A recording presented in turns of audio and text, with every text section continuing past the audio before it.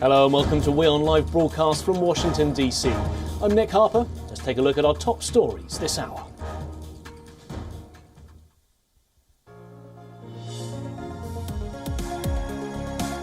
The United States and Australia announced their first locally transmitted cases of the Omicron variant, as nations around the world rush to contain the spread of the new strain of COVID-19.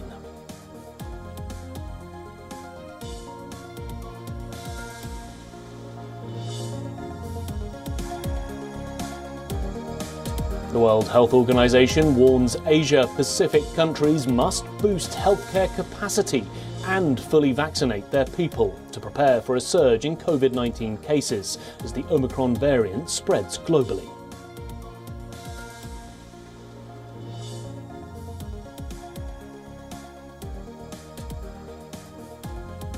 The Kremlin says that work is on to schedule a video call between Russian President Vladimir Putin and US counterpart Joe Biden amid soaring tensions over the conflict in Ukraine.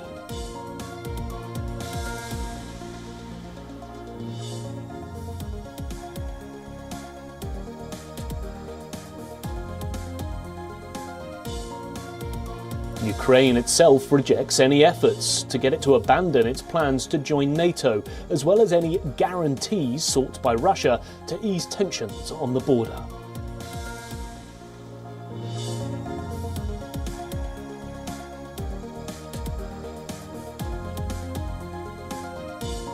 The United Arab Emirates orders 80 fighter jets and 12 military helicopters, deepening economic and political ties with France through an arms contract that's worth $19 billion.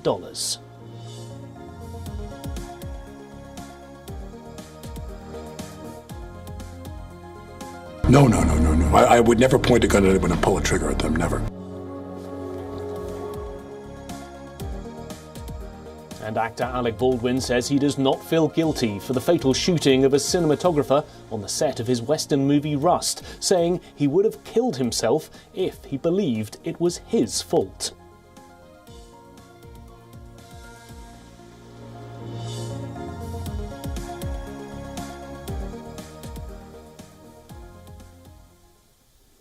The highly contagious and mutated Omicron variant has now been identified by more than 30 countries worldwide. It's spreading fast across the United States of America, with New York confirming at least 5 Omicron cases.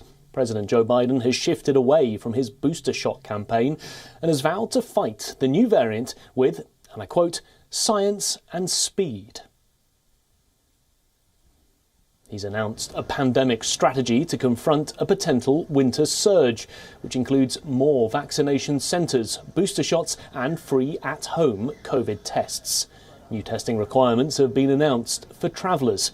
Biden has urged the nation, especially the political rivals, to try and unite.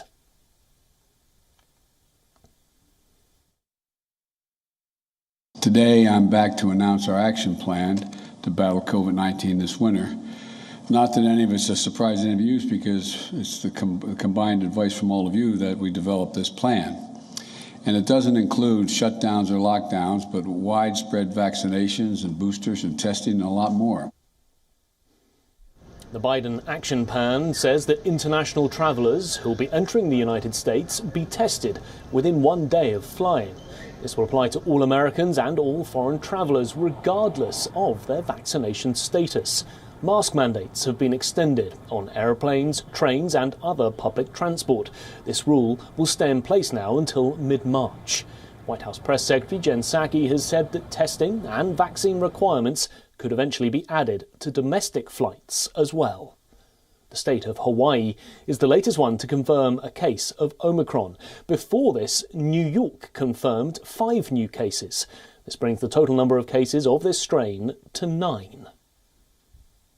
We still don't have specific information on how the vaccines are holding up or the boosters are holding up to this variant, but it is real. We said it would be coming here shortly. We announced this morning that a case from Minnesota was directly tied to the city of New York for individuals who participated in a convention at the Javits Center between November 18th and the 22nd. It's not yet clear whether the new cases are or near New York City, which is the country's most populous metropolitan area. At least one of the 9 cases have been confirmed in Minnesota. It involves a person who has no recent international travel history. Moreover, Colorado is the 3rd US state to have detected a case of the Omicron variant. A woman who'd recently travelled to Africa has tested positive there. The woman was fully vaccinated but had not received her booster shot yet. Apart from this, California has also confirmed 1 case of Omicron. Well, to get you more on this, our correspondent Susan Tarani is joining us live from New York City. Well, Susan, I want to start by asking you, the Biden administration has now laid out this new plan. Is there any sense from health officials or just from the people that you've been speaking to that these measures are going to be enough to stop the spread?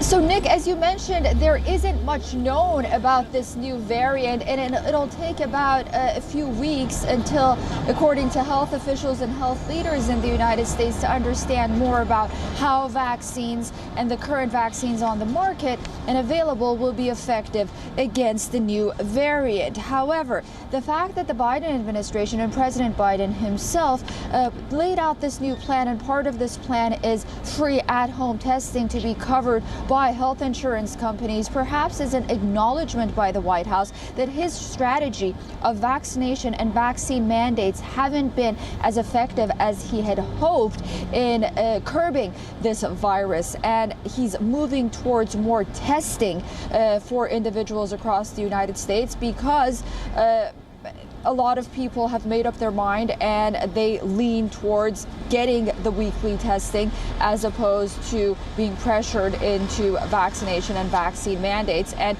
it's something that I think this administration has realized that is not working, especially because of the pushback that it's facing psychologically and in the polls and from the Republicans on the one side, and on the other side, just scientifically, again, there isn't much known whether or not the boosters and the vaccines are effective against this variant or not. But here in New York, I think, as you mentioned, in terms of, what local leaders are doing, New York Governor Sorry.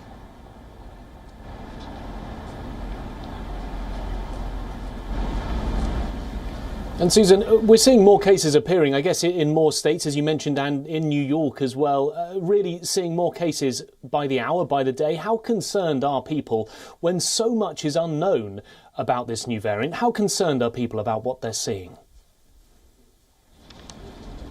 Yeah, it's interesting you asked that. Just before our broadcast, I was speaking to a few people here in New York City, and they were saying that everyone's been really hyper aware of this new variant, and what has really stuck out in the people's mind is that it's very transmittable, but also they've noticed that whoever has been affected and infected with this new variant, their symptoms have been mild. For example, here in New York City, the 5 people that we know of, health officials and government officials have told us that their symptoms have been mild. They've been resting at home. So that's sort of been a sense, has created a sense of calm among the New Yorkers that I've spoken to. They've said that they're going to go about doing what they're doing, washing their hands, social distancing, wearing masks, getting the vaccine, getting the boosters, and just doing what they've been doing so far, and going about their daily lives. I think there is a sense of exhaustion, a COVID exhaustion at this point, and with Governor Kathy Hochul saying that, quote, this is at a press conference last night with New York Mayor Bill de Blasio, by the way, we are not defenseless against this variant at all. We're not having shutdowns. We're not changing our protocols. That sort of put people at ease. But I do want to say that New York does go into a state of emergency today, which is Friday.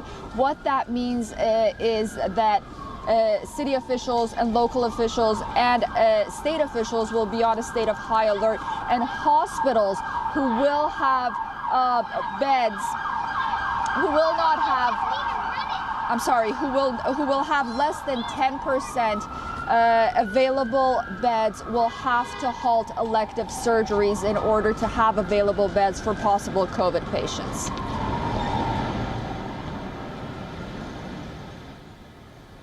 Thank you, Susan. That was Susan Tarani joining us live from New York City. Well, moving on to the Vice President of the United States, Kamala Harris has lost 2 of her senior aides in the last 2 weeks. First, her communications director, Ashley Etienne, who announced her resignation just before the Thanksgiving weekend.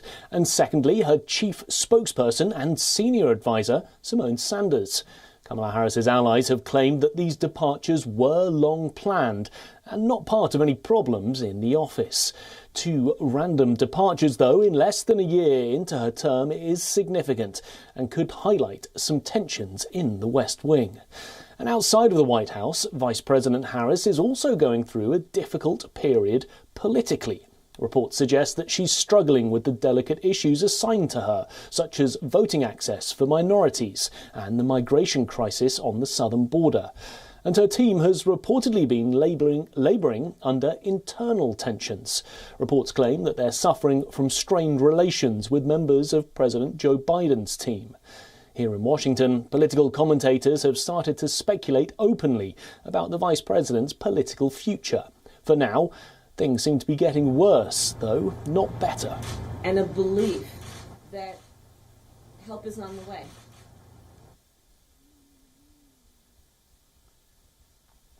Hollywood star and award-winning actor Alec Baldwin has opened up about the fatal shooting on his movie set. In an exclusive interview with ABC George Stephanopoulos, Alec Baldwin broke down in tears while describing the incident. This was his first television interview since the shooting incident on October the 21st. Before we head to that interview, here's a quick reminder of exactly what happened. On the 21st of October, Alec Baldwin was filming his upcoming movie called Rust in Santa Fe in the state of New Mexico. During the shoot, the 63-year-old actor fired a prop gun, which killed the film's cinematographer, Helena Hudgkins, and injured the director. Now, no charges were filed, no arrests were made, and the investigation is still ongoing. And Alec Baldwin has said that he doesn't feel guilty over the incident.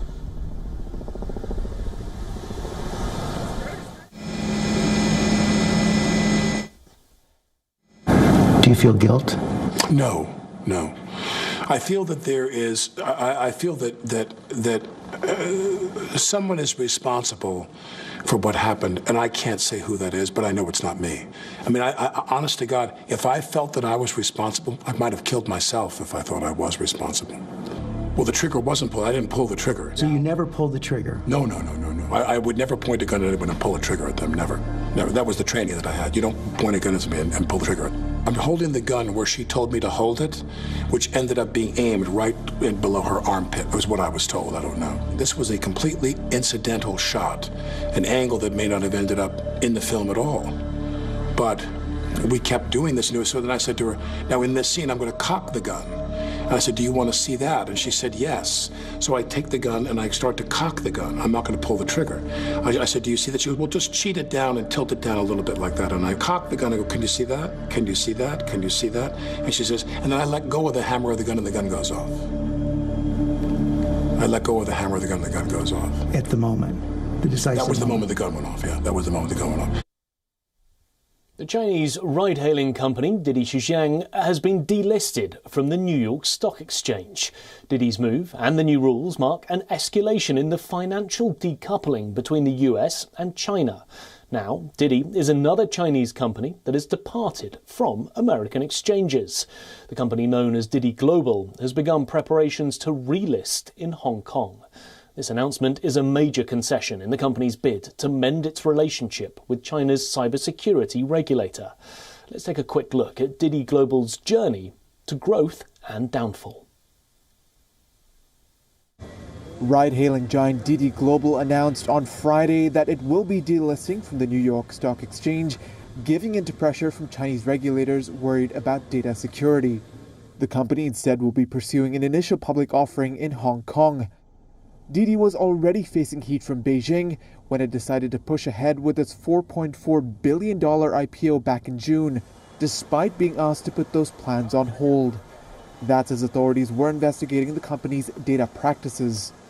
Regulators later ordered app stores to delete 25 mobile apps run by Didi and told the company to stop registering new users over concerns around national security. Sources, however, have told Reuters that Didi is preparing to relaunch the apps by year's end, in anticipation of the probe wrapping up by then. Didi shares were down over 40% on Thursday since its listing. The firm's latest move sent jitters across global markets, sparking worries over the broader impact on U.S.-China tensions as Beijing continues its wider crackdown on big tech. Moving on now to a small community called Galicia in northwestern Spain, where fisherwomen brave harsh conditions to collect clams and cockles. Hundreds of women descend by torchlight into the waist-deep waters and use a special technique to gather the edible shells, a technique that was passed down through generations. Take a look. As dawn breaks over the Noya estuary in Spain's Galicia region, hundreds of women descend into the waist-deep waters to gather cockles and clams, using techniques that have been passed down through generations. For these women, shellfishing is much more than a seasonal job. It means everything to me. When I walk by the sea, I forget all my problems. I relax and I care about nothing. I'm in the sea doing my hobby. It is 7:30 in the morning and we are fishing shellfish. Some 4,000 people, almost all women, work as traditional shellfishers along the Atlantic estuaries of Galicia's rugged coastline. My name is Marie Carmen Rosende Mayo. I've been fishing shellfish for 31 years, and I'm going to retire on December 30th. Using nothing more than long-handled rakes attached to metal baskets, they earn around $2,300 a month for the 6-month season, from October through March.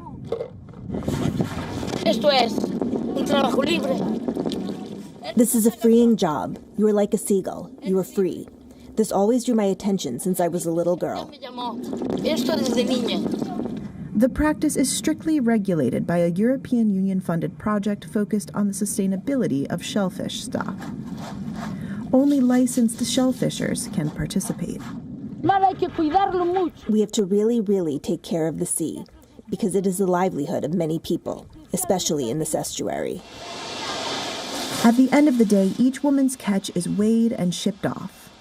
Some of the old-timers have seen the perception of shellfishing change over time. Many years ago, they used to say, "What is your job? Are you a shellfisherwoman? Yuck, shellfisherwoman?" And now, how many would like to be a shellfisherman? Alida Elena, who is 35, is one of a new generation of women learning the ropes. Working at sea infatuates you. As soon as the day is over, I am eager for the next day to come so I can return.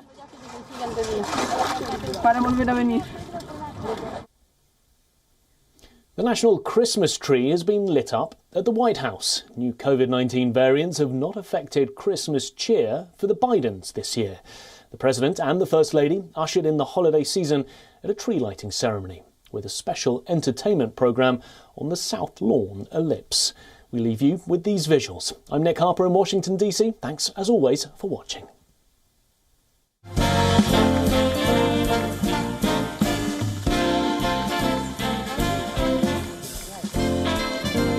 Yes. 4, 3, 2, 1. Merry Christmas!